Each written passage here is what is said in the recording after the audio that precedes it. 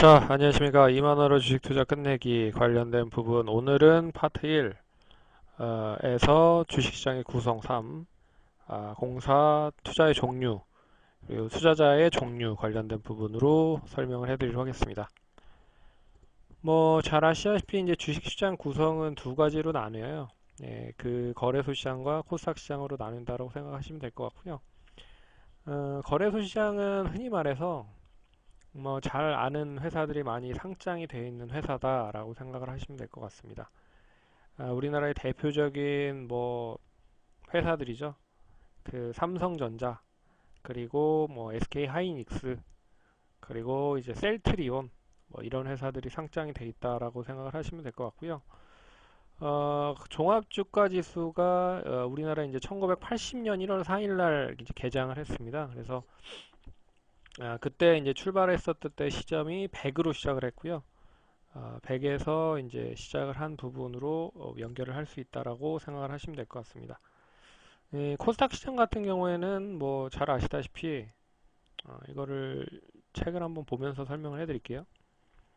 코스닥 시장은 잘 아시다시피 이제 87년 이제 증권관리위원회가 중소기업 기준으로 어, 제도화가 됐고요. 97년 4월부터 이를 법제화해서 본격적으로 이 출범이 됐다라고 생각하시면 될 것 같습니다. 중소기업이나 벤처기업 등에게 이제 상장의 기회를 준 시장이라고 생각을 하시면 될 것 같고요. 이때 당시 이제 김대중 대통령님이 일단 뭐 만든 그런 시장이다라고 생각을 하시면 될 것 같습니다.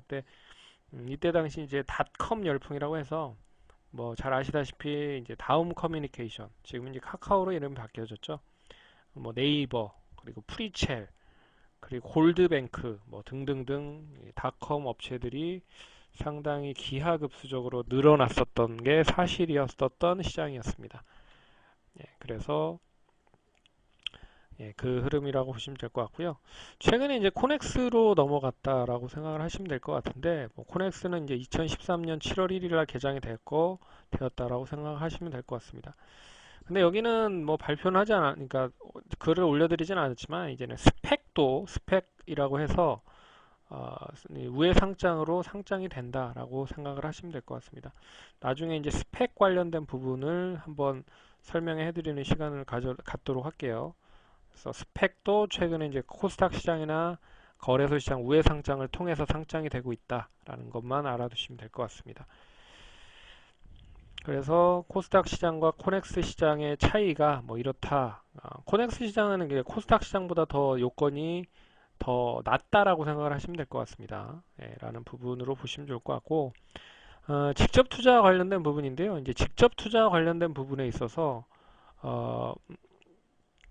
어떻게 그러면 직접 투자를 할지에 대한 부분을 보면 정보를 취득할 수 있는 곳이 필요하겠죠. 직접 투자를 하는 데 있어서 어디에 그러면 정보를 가져서 직접 투자를 할 것인지를 생각을 해보셔야 될 것 같습니다. 뭐 잘 아시다시피 뭐 직접적으로 투자를 하는 곳은 뭐 뉴스나 신문이죠. 근데 뉴스나 신문 이미 대중들에게 알려지는 부분이기 때문에 결론적으로 네가 알고 내가 알면 얼마만큼 시장에서 얼마만큼 희소성이 있느냐. 그래서 결국엔 뉴스 신문은 앞으로의 어떤 한 트렌드나 업황을 보는데 좀 필요한 그런 흐름이라고 좀 보시면 될 것 같아요. 그리고 증권사 리포트도 뭐 알아두면 좋을 것 같고요. 뒤에 이제 증권사 리포트를 어떻게 읽어야 되는지에 대한 부분도 설명을 해 놨으니 참고를 하시면 될 것 같습니다. 그리고 이제 증권사를 통해서 상담을 하는 경우도 있고요. 그리고 증권 방송을 통해서 방송을 실시간으로 보면서 하는 것도 있습니다. 그리고 증권 방송 이제 온라인 증권 방송이죠. 유사투자자문회라고 해서 이 매체를 껴있지 않은 그런 증권 방송이 상당히 많다라는 부분 보시면 될 것 같습니다. 그리고 포털 사이트나 투자 사이트 등을 통해서도 뭐 볼 수 있다라는 부분 보시면 좋을 것 같고요. 여기에 이제 ETF가 있는데 ETF는 이제 직접적으로 투자할 수 있는 펀드 상품이기 때문이다라고 생각을 하시면 될 것 같습니다. 그래서 상장지수 펀드라고 해서요. 직접적으로 이것도 뒤에서 더 자세하게 설명을 아마 했습니다. 그래서 뒤에서 더 어떻게 틀린지를 설명을 해 놨겠지만, 여기서 보시면 이제 ETF에 대한 종류, 그래서 ETF는 이제 상장지수 펀드라고 해서 직접적으로 사고 팔고 할 수 있는 그런 주식 관련된 부분이다라고 생각을 하시면 될 것 같고요. 이제 어떠한 이제 기초자산을 가지고 있는지에 따라서 일단 그 ETF에 대한 특징이 틀려진다라고 생각을 하시면 될 것 같습니다. 그래서 뭐 섹터 지수 같은 경우에는 반도체만 국한돼서 뭐 삼성전자나 뭐 SK 하이닉스나 뭐 원익 IPS나 주성 엔지니어링이나 뭐 이런 업체들만 뭐 딱 섹터로 묶여져 있는 ETF라고 생각을 하시면 될 것 같아요. 그리고 조선은 조선, 자동차는 자동차 그런 부분이고 뭐 스타일 지수는 이제 대형주는 대형주, 중대형이면 중대형주, 중형이면 중형주 뭐 이렇게 나누어져 있다라고 생각을 하시면 될 것 같고 그리고 이제 테마는 이제 뭐 잘 아시다시피 뭐 그룹 뭐 삼성 그룹주 뭐 그리고 뭐 바이오주 그리고 현대차 그룹주 뭐 이런 식으로 테마로 나눠져 있다라고 생각하시면 될 것 같고 해외 지수는 이 어떠한 이제 해외 지수를 편입을 해서 가지고 있는지 편입을 해서 추종을 하는지를 보면서 대응을 하시면 될 것 같고요. 채권 지수, 상품 지수 뭐 이렇게 있다 정도만 보시면 될 것 같습니다. 그리고 인버스는 이제 반대라는 뜻이기 때문에 지수가 상장을 했을 때는 레버리지 어떻게 보면 이제 지렛대 효과로 인해서 1 투자했을 때 2, 3에 대한 투자에 대한 수익을 얻기 위해서는 레버리지로 투자를 하는 게 좋을 것 같고요. 이를 반대로 어떻게 보면 하락 쪽에 베팅을 하는 데 있어서는 인버스 ETF를 투자를 하는 게 좋을 거다라는 부분으로 보시면 될 것 같습니다. 그래서 코덱스 200 선물 인버스나 킨덱스 인버스, KB스타 인버스 등이 있다라고 생각을 하시면 될 것 같고요. 레버리지는 앞에서 얘기해 드렸듯이 이제 자산의 2배에 해당하는 부분으로 수익을 날 수 있다. 반면에 이제 손실도 날 수 있다라는 부분으로 보셔야 됩니다. 그래서 코덱스 레버리지, 킨덱스 레버리지, 코덱스 코스닥 150 레버리지 등이 있다. 라는 정도만 알아두시면 좋을 것 같습니다. 이거는 나중에 이제 주식을 어느 정도 좀 아시면 어떠한 ETF가 진짜 투자를 하는데 해지 역할, 주식은 무조건 상승으로 수익이 나는 그런 상품이잖아요. 그래서 주식이 혹시라도 안 좋으면 뭐 인버스 등을 통해서 지수가 떨어지는데 베팅을 해서 수익을 낼 수 있는 그런 베팅도 가능하다라고 보고 있기 때문에 뭐 알아둬서 나쁠 건 없죠. 그래서 그런 부분도 알아두셨으면 좋을 것 같다라는 부분으로 올려놓은 부분입니다.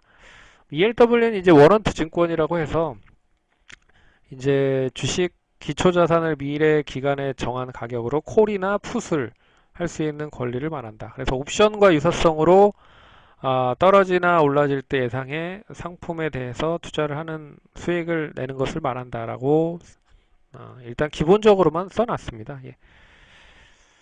ETN은 상장 지수 증권 이라는 부분이고요. 보시면 좋을 것 같습니다.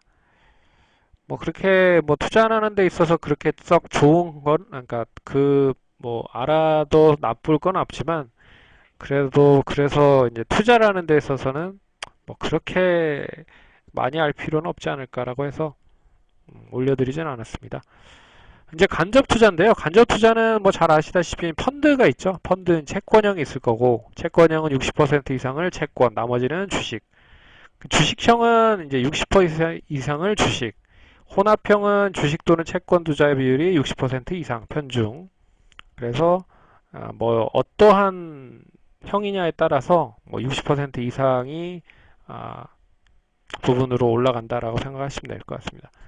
여기 이제 간접적인 부분은 이제 증권사나 자문사 일임 서비스를 이용하는 부분도 있고요. 이제 이 부분은 뭐 증권사 쪽에 일임 상품을 가입을 해서 운용 수수료를 내서 직접적으로 이제 일임을 하게끔 하는 부분이 있는 부분이고 그리고 이제 주가 연계 증권이라고 하는 게 있습니다. 이건 거치식 상품인데 여기에서는 그렇게 뭐 자세하게 올려드리진 않았지만 시간이 되고 나중에 좀 여유가 있을 때 뭐 ELS, ELF 뭐 DLS 같은 이런 상품들도 이야기를 해드리도록 하겠습니다.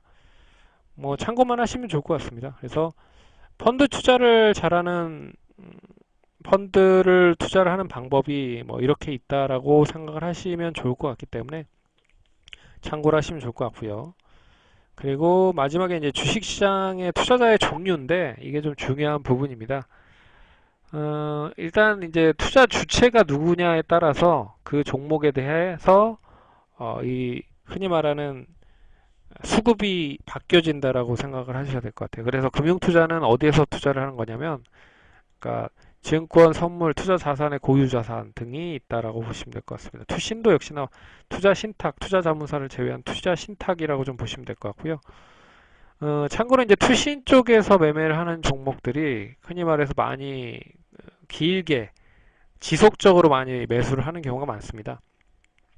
그리고 이제 기타 금융은 종금, 신금, 기타 법인, 금융기관 뭐 이런 부분이 있다. 그리고 연기금, 연금기금, 국가지자체, 국제기구, 기타 법인 등이 있다.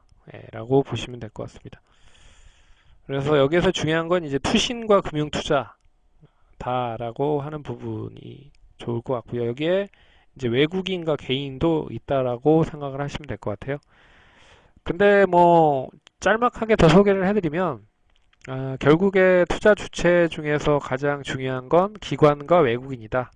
근데 시가총액이 높을수록 기관과 외국인에 대한 투자 빈도가 높아지고 시가총액이 낮을수록 빈도가 적고 개인이나 외국인으로 국한된 경우가 많다라고 보시면 될 것 같습니다. 그리고 이제 창구별 특징인데요. 이것도 알아두시면 좋을 것 같습니다. 창구별 특징은 이제 키움증권에서 계속 사모으고 있는 그런 종목들은 단타 경우가 많습니다. 그리고 우리나라 주식 투자의 대부분이 이제 키움증권을 사용하기 때문에 그런 부분으로 이 키움증권 창구가 유지가 된다라고 생각을 하시면 될 것 같고 오전장에 매수 1위 키움창구다라고 하면 오후에도 계속 키움창구일 가능성이 높다. 그리고 중소형 종목을 많이 매수하는 경향이 있고 키움증권의 자회사로 있는 키움자산운용 쪽에서의 일단 자금도 키움증권을 통해서 들어오는 경우가 있다. 그리고 이제 미래에셋, 메리츠, 한국, 삼성은 자산운용사를 끼고 있는 창구들이기 때문에 결국에 꾸준히 매매하는 경향이 있고 메리츠 자산운용에 이제 존리 대표가 있죠. 취임하면서 성장성이 높은 종목들을 꾸준히 매수하는 경향이 있다. 그리고 대신증권은 크레온이라는 무료 수수료를 사용하고 있는 창구들, 그러니까 단타성이 높다. 연속성이 높아 매수면 매수, 매도면 매도 한쪽 방향으로 치우치는 경우가 많다. 그리고 외국계 증권사는 지속성이 강하다라는 거 잘 알아두시면 좋을 것 같습니다. 그리고 기타 증권사는 연기금을 대신해서 매수하는 창구로 대신 이용하는 창구들이 많다. 교보, SK, 동부증권 등등등 이런 부분들이 있기 때문에 이 부분들은 참고를 하시면 좋을 것이다 라고 말씀을 해드리도록 하겠습니다. 그러면 이번은 이것으로 마치도록 하겠고요. 다음 시간에는 계좌 개설 관련된 부분 말씀드리도록 하겠습니다. 감사합니다.